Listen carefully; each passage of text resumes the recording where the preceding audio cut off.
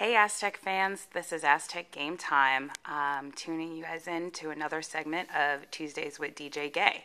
DJ has been kind enough to let us document his journey from college basketball standout to signing a contract with a professional team.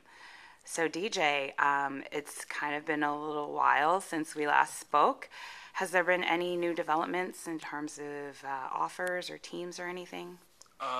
There's been a lot of overseas interest, and recently, there's offers on the tables from France, Germany, and I have a meeting with a team from Australia at the end of the month. It's still early. All these overseas teams want to see who they can get after the draft, but those are the first to come. So I'm pretty excited that there's something finally on the table. So what is exactly the status with you and the NBA?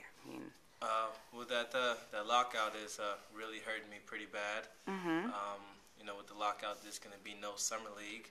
Okay. And with no summer league, teams are not bringing in many players for workouts. So I talked to a couple of other my friends that are going through the same process as me, and they're having a hard time getting workouts too.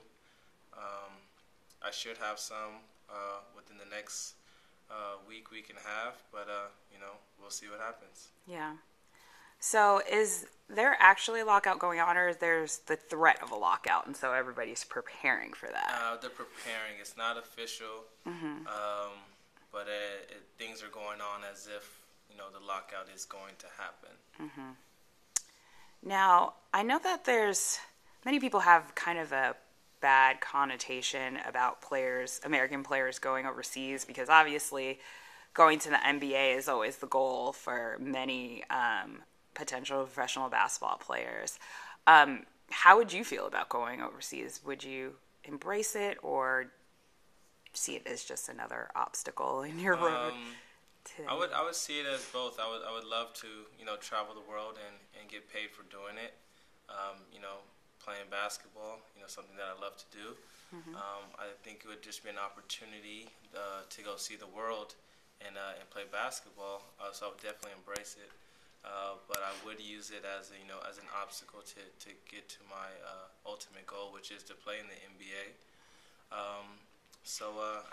If I do go overseas, I'll still have a chance when I come back to play in the NBA, and I just have to keep working and keep going hard. But if I go overseas, I'll look forward to the opportunity and take it as a blessing and run with it. Now, if you go undrafted, does it make it harder or more if you go undrafted and you go overseas for a year, does it make it more challenging to get picked up by an NBA team or?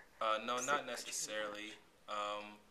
If I do go overseas, that would just be a year of experience playing at the pro level. And when I come back after that, then I just go through the same process all over again.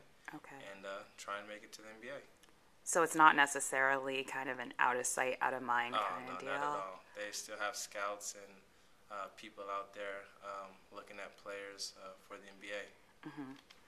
Now, is there any country in particular that you would love to, like, for selfish reasons, love to play in if going overseas? I would love to go to Spain. I would love to go to Australia. I've always wanted to go there. People say it's kind of like very similar to San Diego. So I would love to go there. France and Italy, two other places I would like to visit. So there's a lot of different places that I would like to go, but those are some of the main places that catch my interest.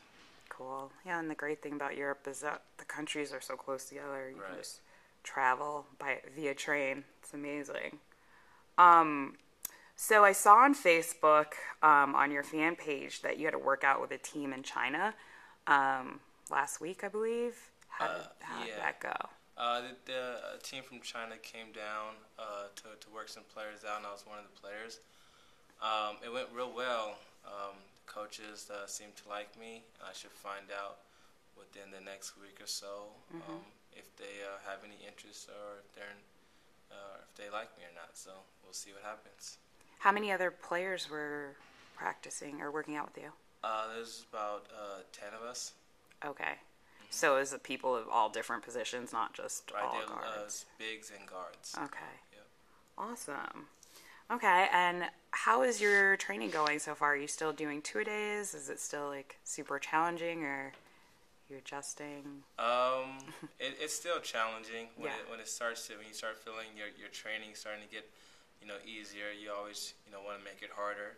So I am still going 2 or 3 times a day, and just taking everything up to another level of intensity. Excellent. And finally, I just wanted to know, who do you think is going to win the NBA World Championship?